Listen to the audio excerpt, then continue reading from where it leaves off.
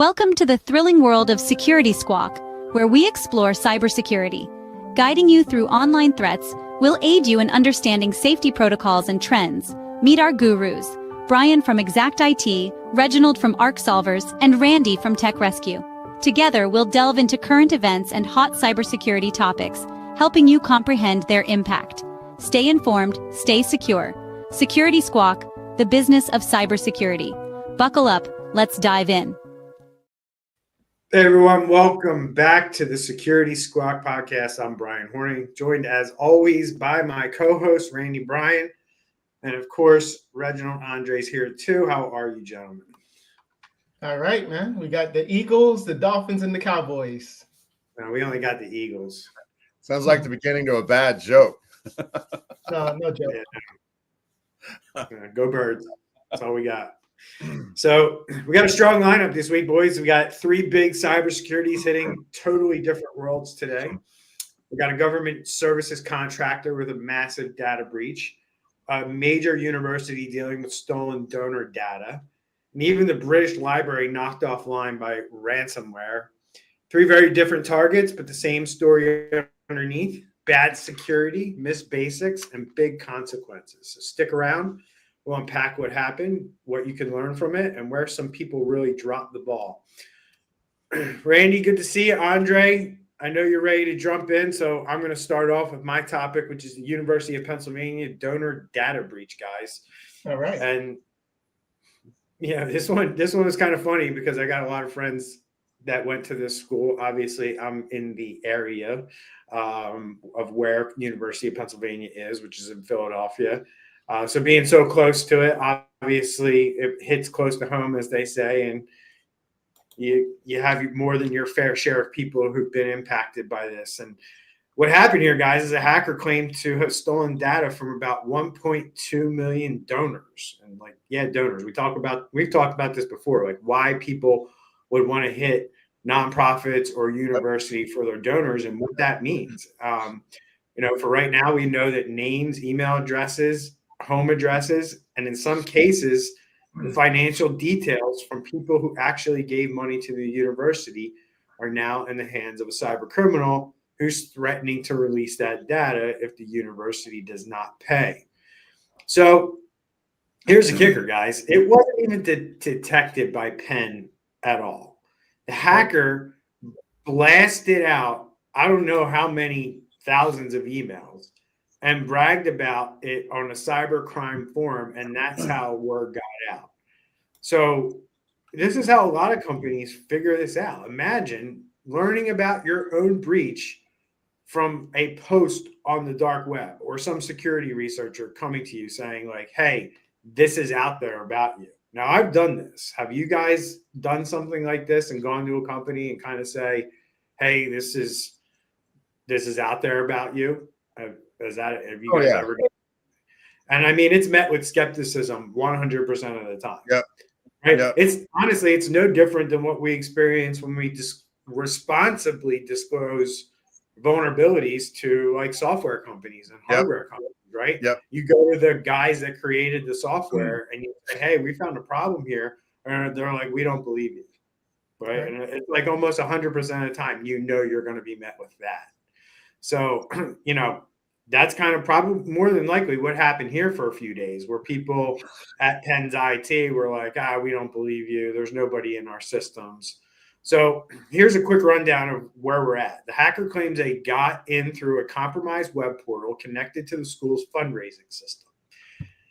They say that the stolen data includes full donor records and potentially some payment information. Yikes. The university hasn't confirmed how much was actually taken, but screenshots from the leak show personal data that looks very real, according to security researchers who've seen it. It being tied to the same crew behind several higher ed attacks already this year, going after universities for data that they can resell or use for phishing purposes, right? So we've talked about this a number of times, how these things play out. Universities like this are gold mines of personal information, alumni databases of probably high net worth individuals, more than likely. donors, researchers, people who are doing lots of research at that university and are getting this money, right? Think about it this way. There's research labs at UPenn that do a lot of really amazing research and things like that. And there are private donors who are funding that. There's also government funding that through HHS and things like that. But, donors also see worthwhile projects and give their own hard-earned money to these different things. And, sometimes people don't agree with research policies and things like that are being conducted out there. And that can be used against certain people. So, but what I know is that these systems typically, run older systems. It's not like they're worried about these systems from a high level security standard. It's kind of like these are almost like the bastard child systems that the IT department kind of, looks at, right? And usually these systems have limited budgets, and which means lots of open access. So, if you think that this is just, these breaches that we talk about at universities are just a college problem, remember, you could be a CEO of a major company giving money to this organization, and now all your information and everything that you've donated is out there. Thoughts, guys? Yeah, this was humiliating, if you didn't even talk about specifically what the messages says, but we definitely saw some bad words, let's put it that way, in there, and some embarrassing things about obviously they're not true, but just bad things nevertheless. And like you said, this is going to be a treasure trove for future people that purchase this list, these email addresses. Because you guys have give days in November, right? There's a big November give day right before Thanksgiving, and this is going to be so many emails that says like Penn Foundation giving or endowment matching fund. They're going to see a lot of emails, and hopefully the university does a good job marketing to say, look, verify any emails that you get. Anything related to funding, or if you are going to donate, please go directly to our website. Don't trust any emails, because they're going to see a big dip in giving, because literally people are going to be giving to the wrong organization. Yeah. I mean, you take this information plus a little bit of bad GPT, right? A little bit of bad AI, and can start crafting and just pull in a little bit of other data off the dark web and start crafting just, very, very targeted emails. And out of 1.2 million donors, that's 1,200,000. I guarantee you they could get 1,000 people to click just like that on something. So this kind of hack, Bryan, it ought to strike fear into every single CEO of a public institution, of a nonprofit, anybody that relies on donors, because you don't want to shy the donors away. You don't want them to get hacked. This is something that every CEO of one of those organizations, it ought to be at the top of one of the top priorities that they have, is making sure that their donor data is secure and it's not going to get out there and get on the dark web, because obviously a lot of these people are people who have a heart, people that want to support their alma mater, who knows what. There's a lot to be taken advantage of here, and it just underscores the need to take it very seriously when you're dealing with donor data. And also keep in mind that, a lot of times as cybersecurity experts, when we're talking with clients about, using password managers, protecting your QuickBooks Online, your Salesforce, but a lot of times marketing is forgotten. Nobody's talking about protecting your YouTube channel, your social media, your, if you're sending out emails through MailChimp or whatever, usually marketing, they're over there with their Max with Randy, and nobody touches them, right? But you got to make sure that on the marketing side, whatever tools that they're using, those softwares are protected, and there's mechanism that can just have some type of system where before it blasts out 1.2 million emails, there's something that there's some type of layer of protection there as well. Yeah, they need some DMARC and stuff on their domain too. See if people are trying to trick them and help prevent some of that. Anyway, that's a nerd thing, but you know what I'm saying. Definitely a nerd thing. But if you want to know what Randy's talking about, you can absolutely reach out to us and we'll clue you in. But there's definitely technical things you can do, but those technical things don't always work. So you need those layers of protection if you want to stay cyber resilient. We say it every week, and the story doesn't change. You know, guys, one thing I think about, and this is kind of like Andre's level of thinking, and because I'm so close to this university, you know, over the years, and especially in the last 10 years, this particular university has, you know, really expanded their footprint in the city. They've built some really beautiful buildings that have really enhanced the skyline of Philadelphia. They've really done a lot for the city of Philadelphia in terms of making it a better place, no doubt, right?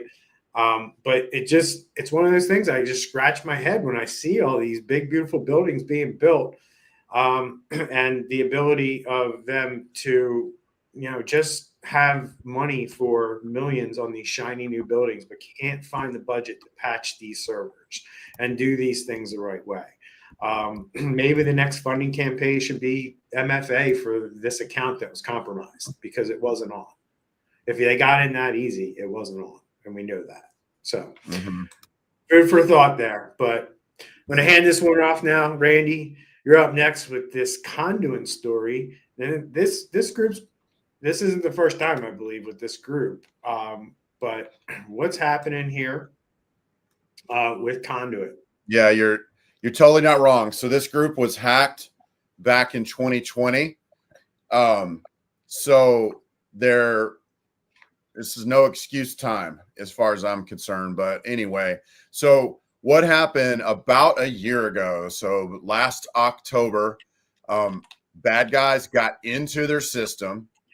Over the course of October, November, December, we're able to get like 8 terabytes of data out of the network, actually 8.5 terabytes of data.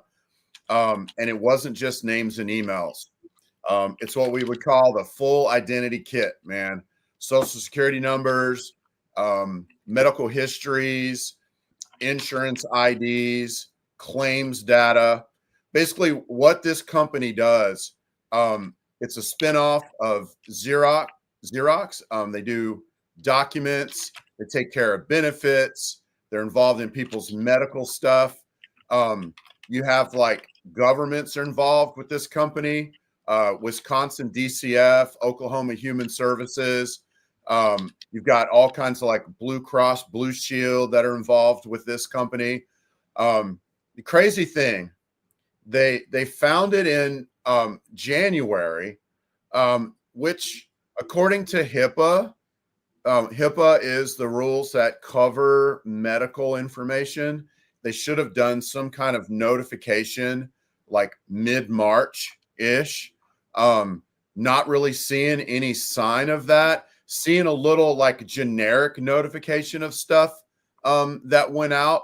But they didn't really go full-blown notification until here very, very recently. So we've already got lawsuits that are flying.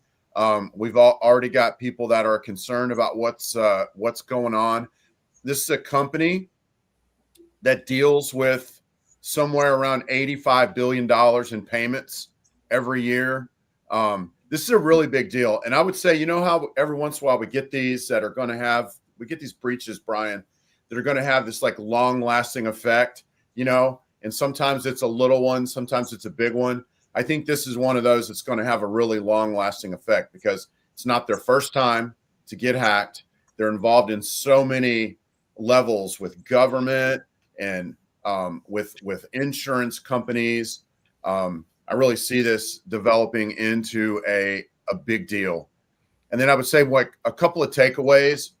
If I was anybody listening to this show, I would make sure that you have your credit frozen from all three. If you're in the States, we have 3 credit reporting bureaus. I would make sure that you have your credit frozen, which basically means if they try to ping your credit to open a loan or something like that, it's denied and it stops that.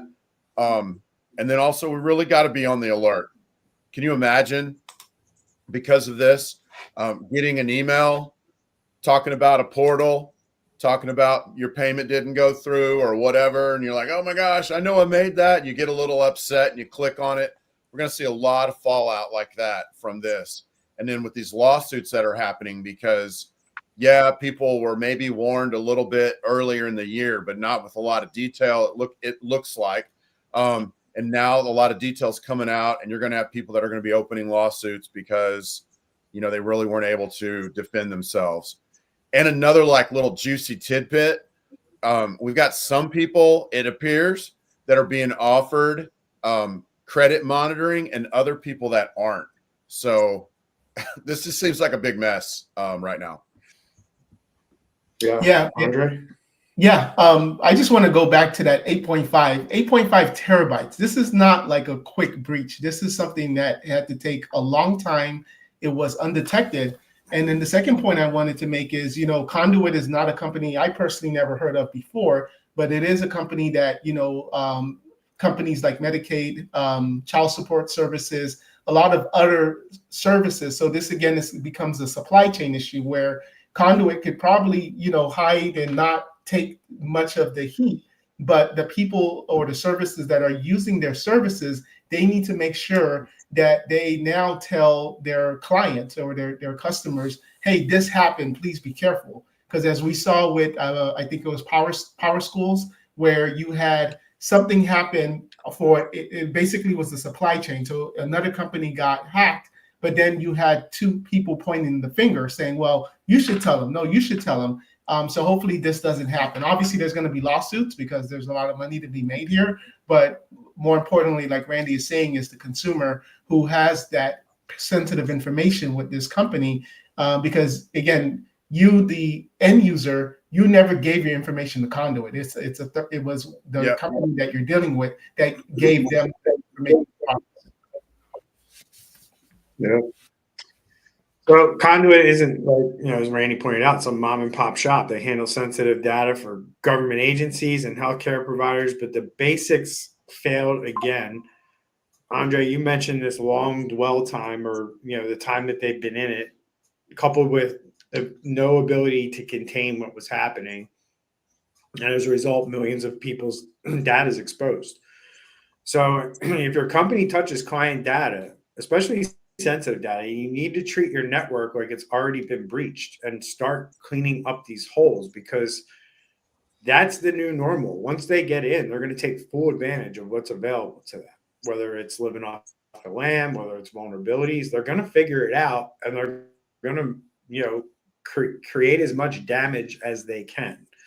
So any other thoughts here, guys, before we move into Andre's? Yeah, one more thing, so being that they had to service, government contracts, they definitely had to have standards that the government said you had to have.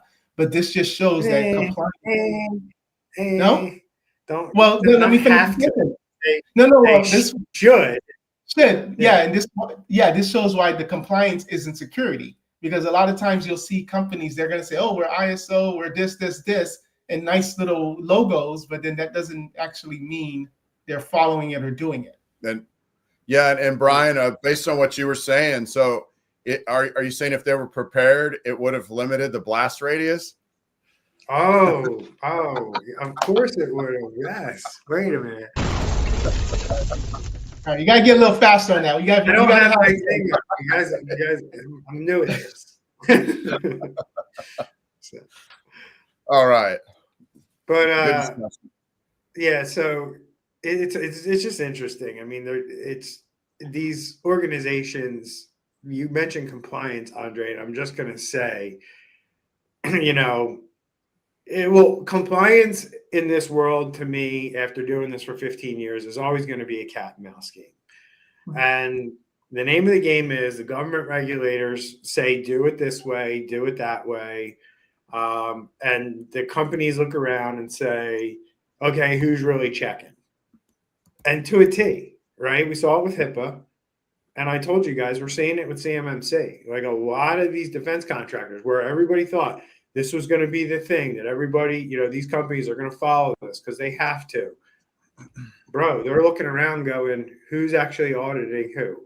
And Right. we're not going to spend all this money until we see companies actually being held accountable. But on the flip side, when I talk to companies who've done the right thing and gone through the process, guys, they're saying the same thing. We just spent all this money. Now there better be enforcement, right? Nobody believes there's going to be enforcement, Right. right? We put all these rules out there, but nobody enforces them. Yeah. And that's a major problem for doing cybersecurity the right way. So, all right, I had that up on the screen. You're right, Andre. I messed up there, shared the wrong article. So this No one's problem. back up on the screen anyway. Andre, here we go. This overseas, we're taking it as we like to do now. British Library, ransomware, now public data, total shutdown. What's going on? All right, this one's for Luke. So we have British Library, which is one of the largest libraries in the world. In October 2023, they got breached, and as a result, they had to shut down all of their digital systems, and their staff data got leaked onto the dark web.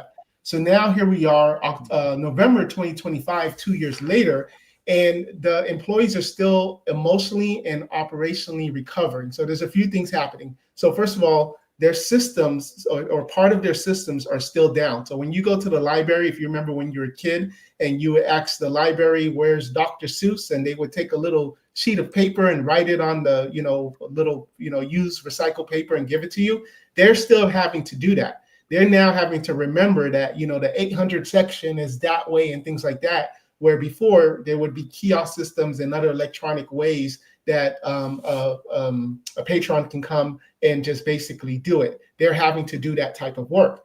In addition to that, staff, because of the leak, has had to make major changes in their personal lives, because you had their, employment information, their passport, the typical stuff that you would give your employer when you're starting. That information got leaked, and some people have actually been scammed. And apparently there's also employees that have had domestic violence situations, and now that information is out in the dark web, and they don't want, that person who may be looking for them, or they're in hiding, or whatever the case is, they can possibly now find them because of this. So all this because the library didn't want to pay 600,000 euros in the ransomware. And 2 years later, the staff morale is bad.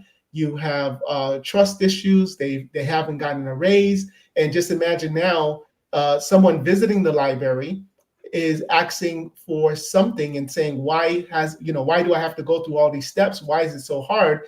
And the poor librarian is getting the brunt of being yelled at on something that wasn't their fault. So it's just really a bad time right now for these people. And that's kind of the gist of it right now of what's happening. This is really crazy, Andre. This library houses the Magna Carta, which is like the first big, it's like foundation of Western civilization, a big treaty between people and the monarchy and that. And like they have 170 million items. And here they are 2 years and a month after a cyber attack, and they're still having to do things by hand. This is just, I'm dumbfounded, man. I feel like I'm going to pull a muscle in my neck from just shaking my head so much. Like, it's almost like they should just start over. Just get some new software that can handle 170 million books and just start over. Because like, what are they doing? Like, why is stuff still down? And why are they still struggling along, man? And like, I don't know. It's just, like I said, can't stop shaking my head, man. This is crazy. It's crazy you found this. Yeah. Well, it's also probably going to be very difficult because now the manpower to now enter all of these things into the new system. I'm sure there's, SaaS providers wanting to, hey, we're a library software company. We'd love to be your client, but that's going to be a lot of manpower. Yeah, it is. It is. Yeah, man, this is like, national institution, tons of history, running legacy systems, and completely taken offline because they couldn't keep their remote access secure. The part that kills me is you mentioned that they had employee passport scans and the stolen data. And that's a whole new level of failure, in my opinion. And this comes from the country that's pushing digital IDs. Like, who's going to trust this country with something like that? You know what I mean? You can't call yourself a steward of national knowledge if your IT looks like it's from 1999. Yep.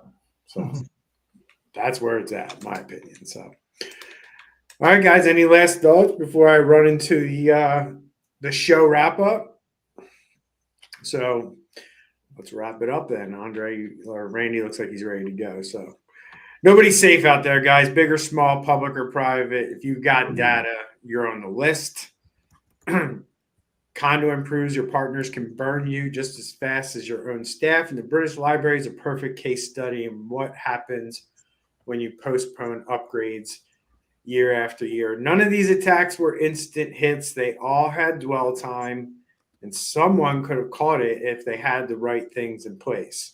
Yep. So take the time to audit your remote access, check your vendor links, and tighten up the basics here, folks, because week after week, story after story on this show, it's a failure of the basics. It's nothing sophisticated whatsoever. That's it for this week. Thanks for tuning in to the Security Squawk. Make sure you subscribe, like, share, review where you can. It really helps us get this information out to more people. And hey, if you like what we're doing, support the show. Buy us a coffee at buymeacoffee.com/Security Squawk. We'll see you next time. Stay smart, stay aware, and don't be in the next headline. Take care. Bye-bye. Thanks, everybody.